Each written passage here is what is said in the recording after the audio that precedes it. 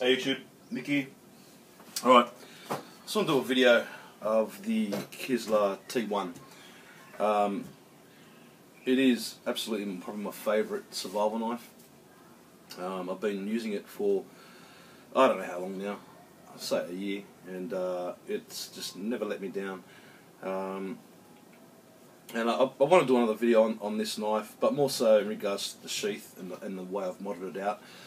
I know it ain't the most beautiful sheath in the world because I've put duct tape all around it, but believe me, when the duct tape's off, it's a beautiful sheath. But you know me, I'm Mick. I like to mod shit out to cater for me and to help me survive. So I'm going to do a bit of a review more so on the sheath than the actual knife. I've done a review on the knife before, and yeah, but you know, for a 5-inch blade or 5.1-inch blade. It is a great survival knife, it is a great utility knife, it is a great camp knife, it's just a great all-round knife. And with this and my Kisler Gryllus, there's probably nothing really I can't do except, you know, obviously chop down trees, but you know, I love my Kisler Gryllus. It is a fantastic blade, and sometimes it is hard to choose which blade I take out on what trip. You know, I love the Gryllus. Beautiful knife, love it. It can do everything I want it to do. But if I want something a little bit lighter, then the next step is the T1. And I'll go through some specs again on this. So obviously made in Russia, sold by Kisler Australia, based in Seven Hills. Let me get this piece of paper because my memory's shite. High grade Z60 French steel. Class as a survival / multi-purpose knife, 4.5mm thick, full tang, 56 to 58 HRC hardness, total length is 9.45 inches, and the blade is 5.1 inches. Okay, so do the specs on it. The blade itself is absolutely sharp, so when you buy this knife it is sharp out of the box. I did sharpen it myself a little bit more just to get that extra sharpness, and you know, it took you know, it took a little bit to get it sharp because the steel is very good, and once it was sharp, that's it. I've never had to sharpen this thing again. Just strop it.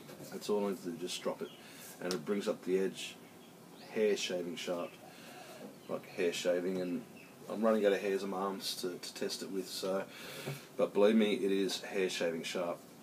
The spine is rounded, but what I've had to do for it to strike a fire still is just is file it there to get that that angle so you can light a fire still. So yeah, great knife, a good looking knife, and a very functional knife. So that's my baby right there. Now with the sheath, I've basically duct tape, you know, like a pen, cut the pen, and then just stuck my ferro rod through there. So I've got a means of striking fire steel, or using the fire steel. So that's always there. So I've got fire, pretty much guaranteed. On the back, I've got just a pouch, a sharpening pouch. Now, in here, it's just I've got some cotton wool duct taped to keep it from getting wet. So that's my pretty much surefire. I have my diamond sharpening stone. Okay, just in case I need to touch it up out in the field if I'm out there for ages and it's getting really blunt. I've got that to sharpen it. I've got a sail needle with about 1 metre of inner cordage from paracord. So if I need to do repairs on my pack or whatever, I've got that there. And I also have, if I can get this out, I've got some fishing line, okay, and then I have my little emergency fishing kit. Okay, it's just pretty much 4 hooks and 4 sinkers, and that's it. So I've pretty much made my sheath into a miniature, you know, survival kit, to be honest. Got my cutting tool, I've got my fire, I've got a means to keep my cutting tool sharp, I've got a means to repair or do whatever, and I've got a means to secure fish if I was around that kind of terrain. And yeah, basically that's pretty much it. Generally, when I'm out in the field, I will wear a paracord bracelet. So if I have to make snares or whatever, I can do. But just a really, really basic survival kit, just on one knife and one sheath, and it works well for me. It's not heavy, and it's really, really comfy. So what I'll do is I'll head outside and just strike a fire with my knife and my fire still using paper bark. So yeah, I'll get back to you. Okay, so let's make a fire. So I've got some paper bark here, and let's start fluffing this up so we can get a fire started. Now, you know me, I love paper bark.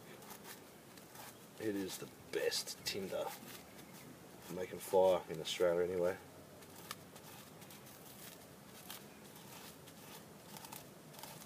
Now I don't have to use my knife to scrape it like this. I can just do it with my hand, but I'm just doing it anyway because it's fun. Alright, so let's go for it, eh? Let's see if I can get one spark of fire. No. There we go. So that's it. If I didn't sharpen the edge here, it wouldn't be able to do that. So if you want to use your knife to light a ferro rod, then yeah, just do a little quick mod and file that down, and it lights the ferro rod beautifully. As you can see, beautiful fire there. So Kislet T1, absolutely love it. Absolutely love it. Cheers.